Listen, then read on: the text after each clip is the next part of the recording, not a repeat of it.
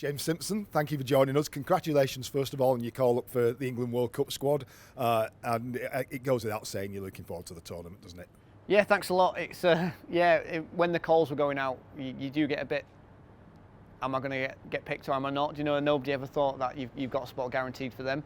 So it was a huge relief to find out I've been picked for the squad and know that the coaches are putting that faith in me to go and take part in this tournament at the end of the year. And really looking forward to it. I think I can't even do it justice by saying how excited the players are, how excited I am. It's been, for me personally, years of hard work and dedication and sacrifice to get to this point, and I really can't wait to get out there. I mean, I'd do it tomorrow if I could. I really can't wait to get out there and just cheer up, sing that national anthem and just get into it. So James, we're here today for the launch of the BBC's own world coverage. What have you made of the event that you've just taken part in? Yeah, it's been pretty snazzy, hasn't it?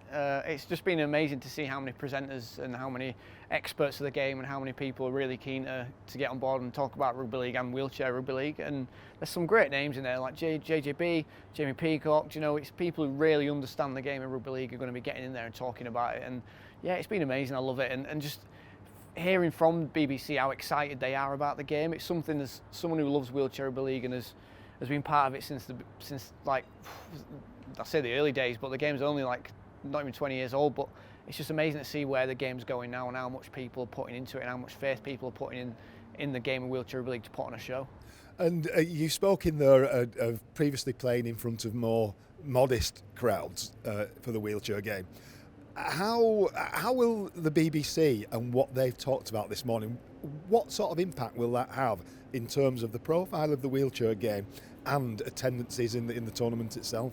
So earlier in the year we had the Challenge Cup final live on BBC, and off the back of that, people came to watch Rhinos play in Leeds because they saw us on BBC.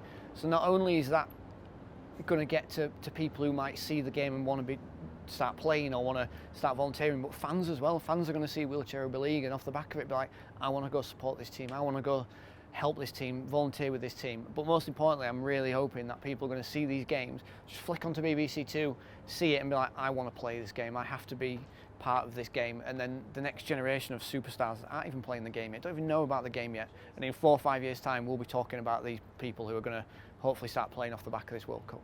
And you also spoke as a panel member about the venue for the Wheelchair World Cup final, which is Manchester Central over your left shoulder over there. Tell us a little bit about your experience of that venue. I was really lucky to go in there last week into Manchester Central, and the doors were like a little bit open into the big hall, and I was like, do you mind if I just sneak in and have a look? And he was like, no, go for it. And I spent about 10 minutes in there. I was walking around, picturing where the pitch is going to be set up and where the stands are going to be, and it's huge, it's amazing, it's so iconic as well for Manchester that I just can't wait. And obviously we've got to get there, we've got to get to the final, but I back us to do it. But to have 5,000 people in there screaming, watching us sing national anthem, singing the national anthem along with us, it's going to be absolutely amazing, and I just want to get going. So you're back in England to reach the final and be at Manchester Central. That's you speaking personally. What about the level of confidence in the rest of the squad?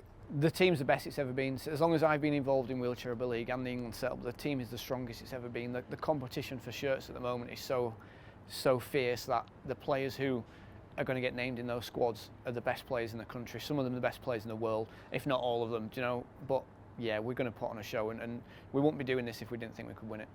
And as a reminder to people watching this, you're going to be putting on a show at Copper Box in London and in Sheffield too.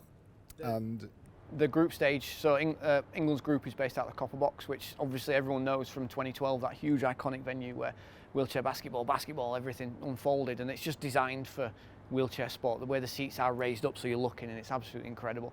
And then you go out the group stages up to Sheffield, another venue, English Institute of Sport, another venue people in the country know. So the semi-finals will be there in front of the huge crowd, like I've been in there and had a look, and then on to Manchester for the final.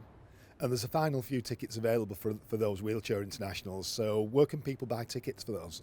Yeah, they're selling out pretty fast, and I've heard how fast they're selling out. 5,000 for Manchester Central, and there's only a couple hundred left. But if you get onto the Rugby League World Cup website, like, you can access all the tickets there. But just go on and stick it in your search engine, and you'll find where to get the tickets. James Simpson, thank you very much, and good luck. Thanks, mate.